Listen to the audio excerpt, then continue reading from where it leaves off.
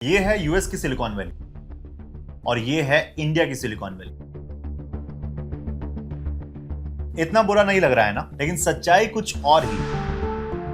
बैंगलोर के खराब रोड और ट्रैफिक इतने दर्दनाक स्थिति में है कि आपको ये वीडियो बिल्कुल भी नहीं चौंकाएगी। अभी हाल ही में एक ट्वीट वायरल हुई थी। ये ट्वीट किया है ब्लैकबक के सीईओ राजेश जी ने, जो बताते हैं कि बेलंदूर और आउटर रिंग रोड अब जनता के लिए घर ही बन चुका है और इसीलिए उनके कंपनी को बैंगलोर में ऑफिस रखना अब मुश्किल होता जा रहा है। रीजन आप सभी जानते हैं, बैंगलोर की बढ़ती ट्रैफिक। राजेश ने ट्वीट पर बताया कि उनके कलीग के लिए वन वे कम्यूट भी 1.5 घंटे से ज्यादा का हो चुका है। रोड्स तो ऐसे हैं जैसे बेलंदूर नहीं बल्कि हम चांद पर हो, और उनके हिसाब से ये स्थिति अगले 5 साल में और बिगड़ने वाली है। और अगर आपको भी ट्रैफिक का सही अंदाजा लगाना है तो किसी भी लॉन्ग वीकेंड के बाद आप किसी भी प्रीमियम इलाके में जाकर देख सकते हैं। एक लॉन्ग वीकेंड में तो ट्रैफिक इतनी बुरी होती है कि आउटर रिंग रोड में 1 किलोमीटर ट्रेवल करने के लिए 1 घंटे या कभी कभी 2 घंटे तक लग जाते हैं। और ये कहानी सिर्फ आउटर रिंग रोड तक सीमित नहीं है। स्कूल के बच्चे जो दोपहर में निकले थे वो रात में घर पहुंचे, और कुछ ऑफिस कम्यूटर्स थे जिन्होंने तो रोड पर ही पिज्जा ऑर्डर करके डिनर का पूरा बंदोबस्त कर लिया। अगर आप ग्लोबल डेटा देखें तो बैंगलोर दुनिया का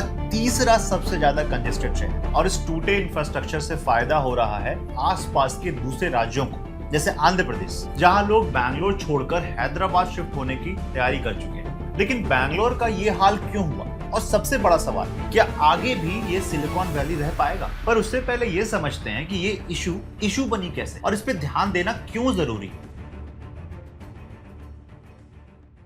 I feel like I'm risking my life every day by commuting to office, but I don't have a choice. Like there's absolutely no good road on which I can travel and feel safe. अब आप ही बताइए, इसका खामियाजा किसको भुगतना पड़ता है? एक तो शहर और दूसरे हम जनता को। बैंगलोर में ट्रैफिक का हाल ये है कि यहाँ की जनता साल में 4 दिन सिर्फ रोड पर ही बिताती है। आप इतने टाइम में कांतारा 1 47 बार देख सकते हैं, और इसके अलावा शहर के इकोनॉमी को भी धक्का पहुंचता है। अब देखिए, जैसे ही ब्लैकबक के सीईओ ने बैंगलोर के खिलाफ आवाज उठाई, तुरंत आंध्रा के आईटी मिनिस्टर ने राजेश को अपना हेडक्वार्टर वाइजैक में शिफ्ट करने का प्रपोजल दे दिया। ट्रैफिक की वजह से आईटी सेक्टर को हर साल 7,000 करोड़ का लॉस झेलना पड़ता। पर बैंगलोर का यह हाल शुरू से नहीं था। इसके लिए थोड़ा हिस्ट्री समझते हैं।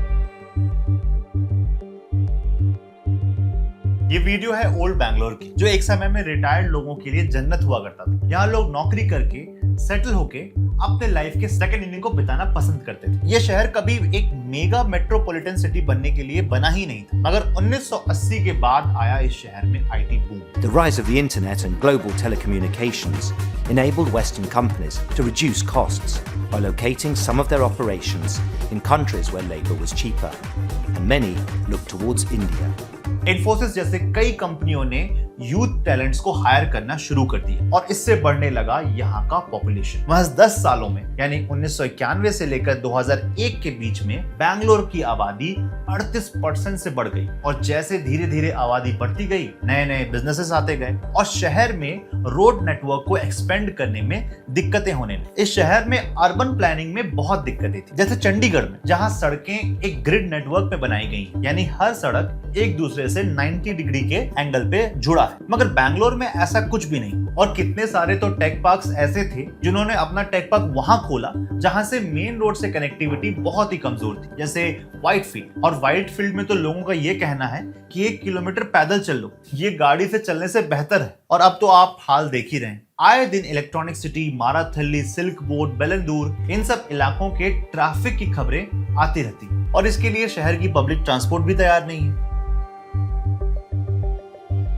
ये कहानी है राधा नायक की, जो पिछले 7 सालों से बैंगलोर में ही काम करती है, और ऑफिस आने जाने के लिए उन्हें रोज मेट्रो का इस्तेमाल करना पड़ता है। वो रहती है चिकबनावरा में, जो है नॉर्थ बैंगलोर में, और उनको ऑफिस के लिए 20 किलोमीटर दूर हलसूरू आना पड़ता है, और ये दूरी तय करने के लिए उन्हें लगभग 2 घंटे लग जाते हैं। राधा सबसे पहले अपने घर से 5 किलोमीटर दूर नागासंद्रा मेट्रो स्टेशन जाती है। इसके लिए सिर्फ बस ही अवेलेबल, और पीक आवर के दौरान यहाँ पहुंचने तक में ही आधे घंटे से ज्यादा लग जाते हैं। और दिक्कत तो तब होती है जब इस रूट में ज्यादा बसेस नहीं होती, और ऐसे दिनों पे राधा के लिए ऑटो ही लास्ट ऑप्शन बच जाता है। और ये सिर्फ राधा की स्ट्रगल नहीं है, बैंगलोर में ऐसे हजारों लोग हैं जो सेम स्ट्रगल से गुजर रहे हैं। शायद आप भी उनमें से एक होंगे। बैंगलोर में बसेस की इतनी कमी है कि मजबूरन लोग ऑटोज या प्राइवेट व्हीकल्स यूज करते हैं, और इससे ट्रैफिक और बढ़ती चली जाती है। ज्यादातर लोग राधा जैसे एक्सेप्शंस के अलावा अपना 2 व्हीलर या 4 व्हीलर इस्तेमाल करना ज्यादा पसंद करते हैं। मेट्रो में लाइन लगो, स्विच करो, बसेस के लिए वेट करो, अब ये सब कोई पसंद नहीं करता है। पर आयरनी तो ये है कि लोग जिस ट्रैफिक जैम से बचने के लिए अपनी गाड़ी लेते हैं वो उसी जाम को बढ़ाते भी हैं।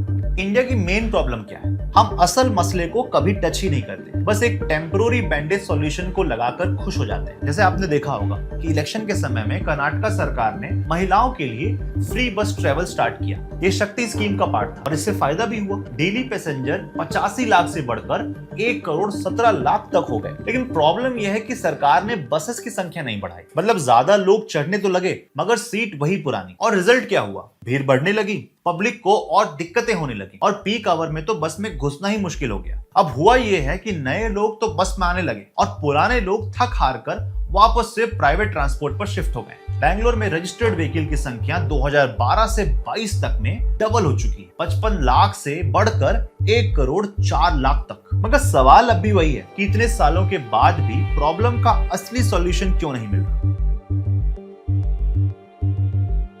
देखिए, सबसे बड़ी प्रॉब्लम यह है कि अक्सर अथॉरिटीज खुद नहीं जानते कि असली जिम्मेदार कौन है। बेंगलोर में बीबीएमपी है जो एक इलेक्टेड बॉडी है, लेकिन इसके अलावा भी काफी सारी एजेंसीज हैं जैसे बीडीए, बेस्कॉम, बीडब्ल्यूएसएसबी और बीएमआरसीएल। मगर प्रॉब्लम यह है कि इन सारे बॉडीज पर बीबीएमपी का कोई कंट्रोल नहीं। ये सारी एजेंसीज डायरेक्टली स्टेट गवर्नमेंट को रिपोर्ट करती। तो जब भी बीबीएमपी एक प्रोजेक्ट इनिशिएट करता है, दूसरी एजेंसीज उस पे इंटरफेयर करती। कई बार तो प्रोजेक्ट्स ठीक से इनिशिएट ही नहीं हो पाते, जिस कारण से काफी सारे प्रोजेक्ट ढंग से शुरू भी नहीं हो पाते। देखिए, जैसे बीबीएमपी का काम है एग्जिस्टिंग रोड्स को मेंटेन करना, वैसे ही बीडीए का काम है नए लेआउट्स बनाना, नए रोड्स बनाना। और फिर आते हैं बीएमआरसीएल, बेस्कॉम और बीडब्ल्यूएसएसपी जैसे एजेंसीज जो रोड को बार बार तोड़कर ही काम चलाते हैं। अब चूंकि हर डिपार्टमेंट अलग अलग बॉसेस को रिपोर्ट करते हैं, तो आपस में कोऑर्डिनेशन नाम की कोई चीज ही नहीं बचती। और यही कारण है कि रोड बार बार खोदी जाती है, रिपेयर टाइम पे नहीं होता, ड्रेनेज प्लान नहीं है